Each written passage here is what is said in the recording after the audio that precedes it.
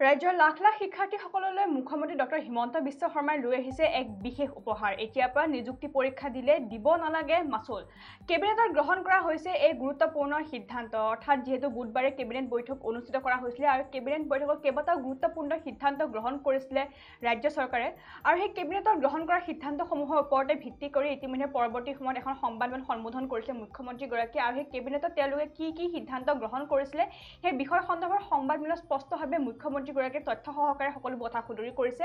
আৰু বিশেষকৈ ৰাজ্যৰ যিসকল নিবনুৱা আছে অৰ্থাৎ ৰাজ্যৰ যিসকল শিক্ষাৰ্থী আছে তেওঁলোকলৈ এক বিশেষ উপহাৰ আগবঢ়াইছে বৰ্তমান সময়ত মুখ্যমন্ত্ৰী ডক্টৰ হিমন্ত বিশ্ব শৰ্মাই। আৰু এতিয়াৰ পৰা যিসমূহ নিযুক্তি পৰীক্ষা আছে অৰ্থাৎ চৰকাৰে অনুষ্ঠিত কৰা যিসমূহ নিযুক্তি পৰীক্ষা আছে সেই নিযুক্তি পৰীক্ষাসমূহত এতিয়াৰ পৰা শিক্ষাৰ্থীসকলে মাচুল পৰিশোধ কৰিব নালাগে। আৰু এই সুবিধা প্ৰদান কৰিছে কেৱল ST আৰু SC শিক্ষাৰ্থীসকলৰ বাবে। অৰ্থাৎ যিসকল ST আৰু SC শিক্ষাৰ্থী আছে তেওঁলোকে এতিয়াৰ পৰা নিযুক্তি পৰীক্ষা অনুষ্ঠিত হ'লে কোনো ধৰণৰ মাচুল প্ৰদান কৰিব নালাগে বুলি ইতিমধ্যে মুখ্যমন্ত্ৰীগৰাকীয়ে স্পষ্টভাৱে সংবাদমেলৰ জৰিয়তে কেবিনেটত যিহেতু তেওঁলোকে এই সিদ্ধান্ত গ্ৰহণ কৰিছিলে আৰু কেবিনেটৰ অন্তত মুখ্যমন্ত্ৰীগৰাকীয়ে যিখন এখন সংবাদমেল সম্বোধন কৰিছিলে আৰু সংবাদমেলখনত এই কথা স্পষ্টভাৱে তেওঁ সদৰি কৰা দেখিবলৈ পোৱা গৈছে। আৰু ইয়াৰ উপৰিও যি বৰ্তমান সময়ত যি শেহতীয়া যি বান পৰিস্থিতি আছে বান পৰিস্থিতিৰ ওপৰতো গুৰুত্ব প্ৰদান কৰি কেইবাটাও গুৰুত্বপূৰ্ণ সিদ্ধান্ত গ্ৰহণ কৰা দেখিবলৈ পোৱা গৈছিলে। অকল নিযুক্তি পৰীক্ষাসমূহৰ নহয় বান সন্দৰ্ভতো ইতিমধ্যে মুখ্যমন্ত্ৰীগৰাকীয়ে কেইবাটাও গুৰুত্বপূৰ্ণ সিদ্ধান্ত গ্ৰহণ কৰিলে। কিন্তু বিশেষকৈ ৰাজ্যৰ যিসকল শিক্ষাৰ্থী আছে অৰ্থাৎ ৰাজ্যৰ যিসকল নিবনুৱা শিক্ষাৰ্থী আছে সেই নিবনুৱা শিক্ষাৰ্থীসকলৰ ওপৰত গুৰুত্ব প্ৰদান কৰি এই বিশেষ সুবিধা তেওঁলোকলৈ আগবঢ়োৱা দেখিবলৈ পোৱা গৈছে মুখ্যমন্ত্ৰীগৰাকীয়ে। আৰু আমি পুনৰ জনাইছোঁ ৰাজ্যৰ যিসকল লাখ লাখ শিক্ষাৰ্থী আছে অৰ্থাৎ লাখ লাখ যিসকল নিবনুৱা শিক্ষাৰ্থী আছে তেওঁলোকৰ বাবে এই মুখ্যমন্ত্ৰী ডক্টৰ হিমন্ত বিশ্ব শৰ্মাই এক বিশেষ সুবিধা বৰ্তমান সময়ত প্ৰদান কৰা দেখিবলৈ পোৱা গৈছে। আৰু বিশেষকৈ যিসকল SC আৰু ST প্ৰাৰ্থী আছে অৰ্থাৎ নিযুক্তি পৰীক্ষাসমূহত যিসকল ST বা SC যিসকল প্ৰাৰ্থীয়ে এইবাৰ নিযুক্তি পৰীক্ষাত অৱতীৰ্ণ হ'ব বা নিযুক্তি পৰীক্ষাৰ বাবে তেওঁলোকে আবেদন কৰিব তেওঁলোকৰ বাবে এক বিশেষ সুবিধা প্ৰদান কৰিছে মুখ্যমন্ত্ৰী ডক্টৰ হিমন্ত বিশ্ব শৰ্মাই। আৰু এতিয়াৰ পৰা যিসকল SC আৰু ST শিক্ষাৰ্থী আছে তেওঁলোকে নিযুক্তি পৰীক্ষাসমূহত কোনো ধৰণৰ মাচুল প্ৰদান কৰিব নালাগে বুলি ইতিমধ্যে মুখ্যমন্ত্ৰীগৰাকীয়ে স্পষ্টভাৱে সদৰি কৰিছে। আৰু যিহেতু বুধবাৰে অনুষ্ঠিত হৈছিলে ৰাজ্য চৰকাৰৰ কেবিনেট বৈঠক আৰু কেবিনেট বৈঠকখনত কেইবাটাও গুৰুত্বপূৰ্ণ সিদ্ধান্ত তেওঁলোকে গ্ৰহণ কৰা দেখিবলৈ পোৱা গৈছিলে। আৰু এই গুৰুত্বপূৰ্ণ সিদ্ধান্তসমূহৰ ওপৰতে পৰৱৰ্তী সময়ত মুখ্যমন্ত্ৰীগৰাকীয়ে এখন সংবাদমেল সম্বোধন কৰিছিলে।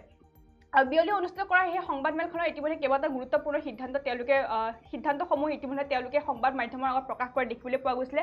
ৰাজ্যৰ যিহেতু শেহতীয়া বান পৰিস্থিতিৰ সন্দৰ্ভতো ইতিমধ্যে তেওঁলোকে মন্তব্য প্ৰকাশ কৰিছিলে। আৰু আজিৰে পৰা বান পৰিস্থিতিসমূহৰ বুজ ল'ব লাগিব বিধায়ক মন্ত্ৰী আমোলাসকলে। অৰ্থাৎ আজিৰ পৰাই সেই নিয়মসমূহ কাৰ্যকৰী কৰা হ'ব।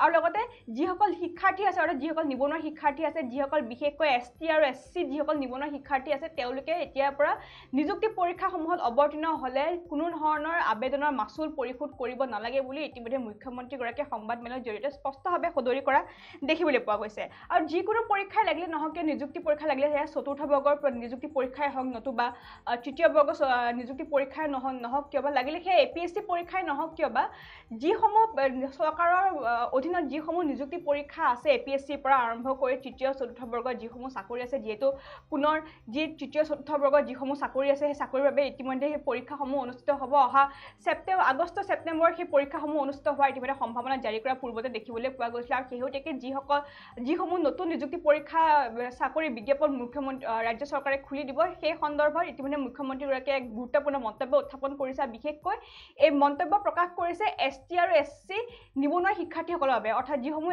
ST আৰু SC নিবনুৱা শিক্ষাৰ্থী আছে তেওঁলোকৰ বাবে এক বিশেষ উপহাৰ বৰ্তমান সময়ত আগবঢ়াইছে মুখ্যমন্ত্ৰীগৰাকীয়ে। আৰু কেবিনেটৰ জৰিয়তে এই গুৰুত্বপূৰ্ণ সিদ্ধান্ত গ্ৰহণ কৰা দেখিবলৈ পোৱা গৈছিলে।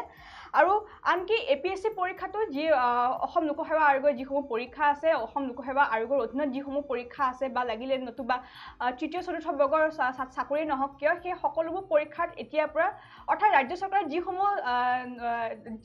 যিসমূহ নিযুক্তি পৰীক্ষা আছে সকলোবোৰ নিযুক্তি পৰীক্ষাত এতিয়াৰ পৰা যিসকল ST আৰু SC শিক্ষাৰ্থী আছে তেওঁলোকে এতিয়াৰ পৰা কোনো ধৰণৰ মাচুল প্ৰদান কৰিব নালাগে বুলি মুখ্যমন্ত্ৰীগৰাকীয়ে স্পষ্টভাৱে সংবাদমেলৰ জৰিয়তে এই কথা প্ৰকাশ কৰিছে। আৰু কেবিনেটত তেওঁলোকে এই গুৰুত্বপূৰ্ণ সিদ্ধান্ত গ্ৰহণ কৰা দেখিবলৈ পোৱা গৈছে। আৰু ইয়াৰ বাবে শীঘ্ৰেই বিধানসভাত আইন অনা হ'ব বুলি ইতিমধ্যে মুখ্যমন্ত্ৰীগৰাকীয়ে স্পষ্টভাৱে সদৰি কৰিছে। অৰ্থাৎ বিধানসভাত এই বিষয়টো সন্দৰ্ভত অৰ্থাৎ ST আৰু SC শিক্ষাৰ্থীয়ে যাতে এতিয়াৰে পৰা নিযুক্তি পৰীক্ষাসমূহত বহিবলৈ যাতে কোনো ধৰণৰ মাচুল প্ৰদান কৰিব নালাগে সেই বিষয় সন্দৰ্ভত ইতিমধ্যে বিধানসভাত ইতিমধ্যে শীঘ্ৰেই এখন আইন অনা হ'ব বুলি মুখ্যমন্ত্ৰীগৰাকীয়ে স্পষ্টভাৱে সংবাদমেলৰ জৰিয়তে এই কথা প্ৰকাশ কৰা দেখিবলৈ পোৱা গৈছে। আৰু আমি পুনৰ জনাইছোঁ ৰাজ্যৰ লাখ লাখ শিক্ষাৰ্থীসকলে যিসকল নিবনুৱা শিক্ষাৰ্থী আছে তেওঁলোকৰ বাবে বৰ্তমান সময়ত এক সুখবৰ প্ৰদান কৰিছে কৰিছে মুখ্যমন্ত্ৰী ডক্টৰ হিমন্ত বিশ্ব শৰ্মাই আৰু এই সুখবৰটো কৈছে যে যিসকল ST আৰু SC যিসকল নিবনুৱা শিক্ষাৰ্থী আছে ST আৰু ST নিবনুৱা শিক্ষাৰ্থীসকলে এতিয়াৰ পৰা নিযুক্তি পৰীক্ষাত অৱতীৰ্ণ হ'বলৈ হ'লে কোনো ধৰণৰ মাচুল পৰিশোধ তেওঁলোকে কৰিব নালাগে আৰু শীঘ্ৰে এই বিষয় সন্দৰ্ভত অৰ্থাৎ এই বিষয়টো সন্দৰ্ভত ইতিমধ্যে বিধানসভাত শীঘ্ৰে এখন আইন মুতায়ন কৰা হ'ব বুলি ইতিমধ্যে মুখ্যমন্ত্ৰীগৰাকীয়ে কেবিনেট বৈঠকত এই গুৰুত্বপূৰ্ণ সিদ্ধান্ত গ্ৰহণ কৰিছে আৰু কেবিনেট বৈঠকৰ অন্তত যি এখন সংবাদমেল মুখ্যমন্ত্ৰীগৰাকীয়ে সম্বোধন কৰিছিলে সেই সংবাদমেলখনত কেইবাটাও গুৰুত্বপূৰ্ণ সিদ্ধান্ত তেওঁলোকে গ্ৰহণ কৰিছে আৰু ইয়াৰ উপৰিও বিশেষকৈ শিক্ষাৰ্থীসকলৰ ওপৰত গুৰুত্ব প্ৰদান কৰি ৰাজ্যৰ নিবনুৱা শিক্ষাৰ্থীসকলৰ ওপৰত গুৰুত্ব প্ৰদান কৰি ইতিমধ্যে এই সিদ্ধান্ত গ্ৰহণ কৰা হৈছে আৰু বিশেষকৈ যিসকল ST বা SC যিসকল শিক্ষাৰ্থী আছে ST আৰু SC শিক্ষাৰ্থীসকলে এতিয়াৰ পৰা নিযুক্তি পৰীক্ষাত বহিবলৈ হ'লে কোনো ধৰণৰ মাচুল পৰিশোধ কৰিব নালাগে বুলি ইতিমধ্যে স্পষ্টভাৱে সদৰি কৰিছে মুখ্যমন্ত্ৰী ডক্টৰ হিমন্ত বিশ্ব শৰ্মাই